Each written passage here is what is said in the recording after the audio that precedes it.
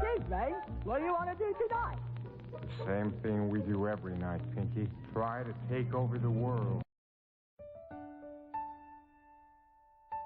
Well, as you probably know, I write a daily note from the universe, and have been doing so well over 10 years. And before that, I was writing as Mike.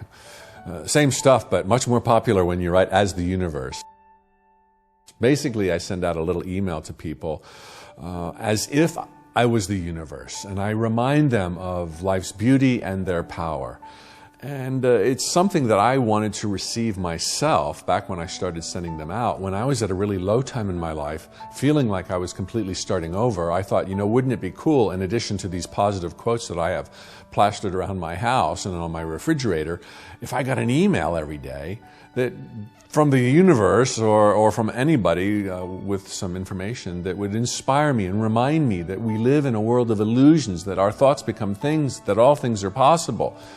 Go, Mike, go. And so that was the genesis of my daily emails that evolved quickly into Notes from the Universe. And the process I have for writing them is loose, and I do my best to follow it, but it's modeled on what I teach. It's modeled on how to bring about any manifestation in our lives.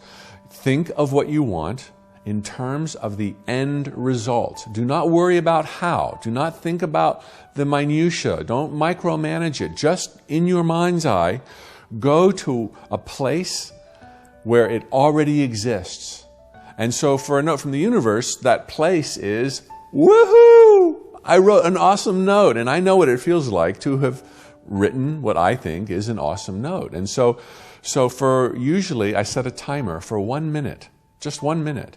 And during that 1 minute, I'm just like, yes, I love my life. I love this job. That was so easy. This is so fun. There's so many notes. There's an infinite number. As many grains of sand on the earth, that's how many notes, awesome notes, wait to be written. And so I'm in this place of, I've done it. I've done it.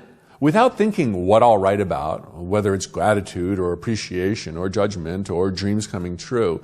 Those are all hows. That's minutia. That's not what our brain's for. Our brain is this phenomenal instrument, if you will, that taps our spiritual energy and that brings it forth. And we dictate what is brought forth with images in our mind of the end result, or even better than images, feelings, emotion. This is what it's all about. So that woo-woo joy that I feel when I visualize for 1 minute before I write summons good ideas, so that there will then be a manifestation that replicates, that makes real, that actualizes that joy. This is how emotions become things. We literally manipulate, if you will, kind of a fun word sometimes, the world around us, including people who are in alignment with us, who have complementary end results. We draw them into our sphere and we meet them serendipitously, like, oh my gosh, I sat next to so-and-so on the airplane and they told me about this and I went to the website and my life's changed. Or a new best friend or business partner, clients, customers, whatever you're looking for, the end result summons it and creates the circumstances that seem to be so coincidental or random. This is why there is no such thing as a coincidence. This is how there is no such thing as a coincidence or an accident, happy, sad, or otherwise. Everything that happens to us is a function of our inner vibration that's sparked by our inner thoughts in our mind, or moreover, the emotions that we pump through this vessel that brings about circumstances that will yield a manifestation, an actualization of what we were thinking about.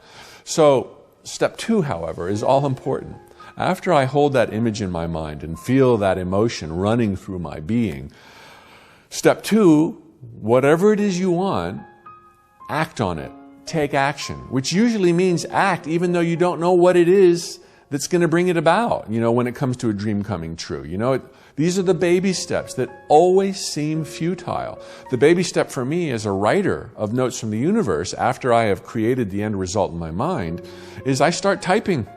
What do I type? I don't know. Type anything. And I will literally type, the dog sat on the barrel. No, not a dog this time, the tree. The reason the tree. The trees have reason. And it spins into something Totally unlike the dog sat on the barrel. But this is, again, metaphoric of how all things come to pass. Have the dream, the champagne and caviar, the soulmate, the vacation, the career that thrills you, the improved health, and then do something about it.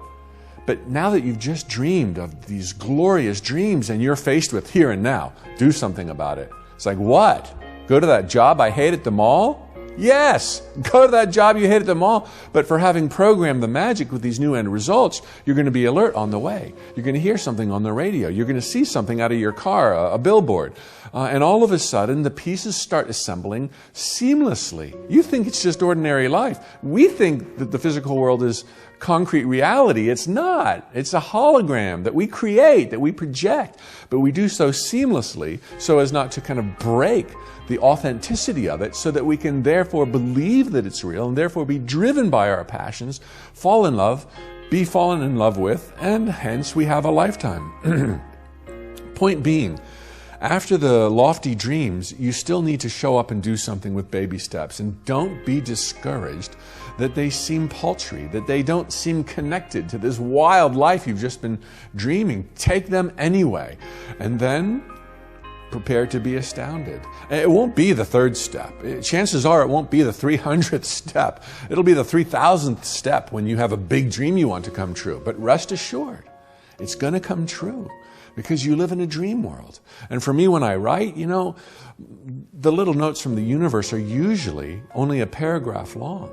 They will still to this day sometimes take hours to hammer out.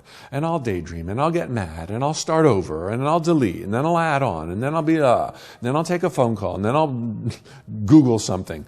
But this is the process. I used to beat myself up for daydreaming or taking a long time or not being more focused. But I've learned to kind of chill out. Rome wasn't built in a day, and whatever it is you want, it's coming to you. And the more you can be at peace with that knowingness, the easier it is to bide your time. And the more you realize that everyone needs some diversity and some diversions in their life, the more gentle you can be in letting the process unfold. And so that's how I write a note from the universe. I hold the end result in my mind and emotionally for about a minute with a timer. And then I just take action on it, and I start writing whatever comes to mind, and I massage it, and I tweak it, and I change it, and I give it a rest, and I daydream, and I go back to it. And it's the same. This is my main teaching in life, that we are deliberate creators, that our thoughts become things. If there's something you don't like, you can do something about that. You can transform it. You can transform yourself. You can transform your life. So hold the vision in your mind. Use vision boards. Use scrapbooks. Listen to enriching audio programs. Read empowering books. Whatever it is for you. Listen to Kanye West or whatever it is for you. And then do what you can with what you've got from where you are. And the pieces of the puzzle will assemble themselves as long as you keep at it. And of course, you'll be drawn through uncharted territory. That's what a dream implies. That's why you're dreaming it, because you've never been there before. And it's natural then that you don't know how you're going to get there, nor what you'll be drawn through to get there, nor how much higher you will have to raise the bar on your own self to get there. You might have to deal with leaving your comfort zone. You might have to take up public speaking like I did. You might have to inject yourself into conversations or make some cold calls or reach out to the unknown or unknown people and players and face rejection and declines and the big no.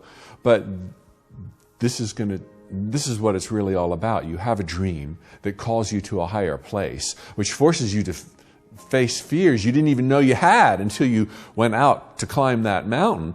But then you conquer those fears and you become more than who you were before the dream presented itself. You ultimately get the dream, but so much more. Dreams are always far better made real, made manifest than you dreamed that they would be, because getting there, you became more than you were when you started. And then when you're there, it ain't no thing, and you see further on the horizon, and you want more, and you want to tweak it, and you want to polish it, and you want a second one, and you want a third one, and the adventure goes, and you grow, and it never ends. God, if you will, is in a perpetual state of growth, meaning God, if you will, like you and I and everyone else, wants things that have not yet come to pass.